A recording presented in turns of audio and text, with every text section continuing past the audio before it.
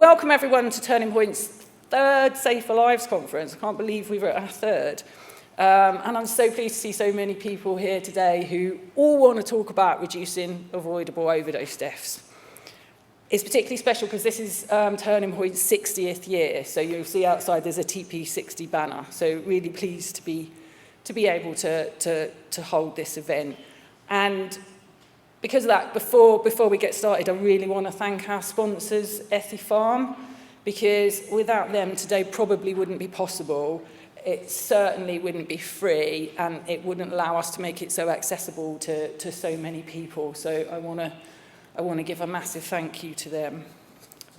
So what can you expect from today? Well, we have some amazing speakers for you today. I am a bit biased because I chose most of them. But they're from a variety of different backgrounds, but all with something in common. They want to, just like you, reduce preventable drug deaths. You're probably going to hear, this is the bit where when I practiced this, I started welling up, so bear with me if my voice goes. You'll probably hear a lot of drug death statistics today, and of course they're important for us to understand the scale of the crisis that we currently face. But I want to take a moment to acknowledge the individuals behind those numbers. I'm sure, like me, there'll be many people in this room who knew some of the folk that made up that 5,448 deaths that were registered in England in 2023, and the many thousands that went before them. And that's why we're all here today, and that's why todays like today are so important.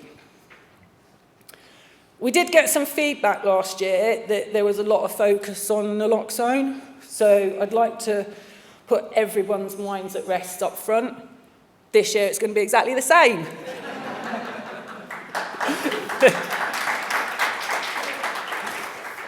I am biased, for anyone that's seen my lovely T-shirt. I probably wouldn't be standing here if it wasn't for naloxone. And while I'm aware it's only a part of the solution, I remember a time, as I'm sure some of you do, when naloxone wasn't widely available, and I'm going again. And I think of all the people that aren't standing here today because they didn't have access to naloxone. So we need to make sure that we do whatever is needed to make sure anyone who's in a position to use a kit has one. We have some fabulous Turning Point staff, Ellie and Les, and they're going to be on Turning Point's table just out there to the right. And if you don't already carry a kit, if you would just like a refresher, if your kit's out of date and you need a new one, they'll be available in all the breaks for naloxone training. So the theme of today, you've probably noticed, says it everywhere, if you saw my massive head as you were coming in as well, is harm reduction in a time of change. This was originally just our working title. We always intended to have something else. We just used it because we knew that was kind of the flavour that we were looking for. But eventually we realised that it so clearly stated what today was about that we kept it. And for any film buffs out there, that's exactly the same thing as happened with Snakes on a Plane, the Samuel L. Jackson classic. So at least I got a couple of laughs. Catherine didn't think I'd get any. So, harm reduction in a time of change, what do we mean? Well, things have changed. Drug deaths are the highest since records began, and probably higher than we know because of the way that they're recorded. And, you know, we all know there's continued evidence of high-risk contaminants across the drug market. To paraphrase the National Crime Agency, there has never been a more dangerous time to use drugs. If you're someone who uses drugs or you support people that do, the unpredictability of the drug supply will be having an impact. If we want to prevent more unnecessary deaths, we need to find new solutions. Or is that revisit old ones?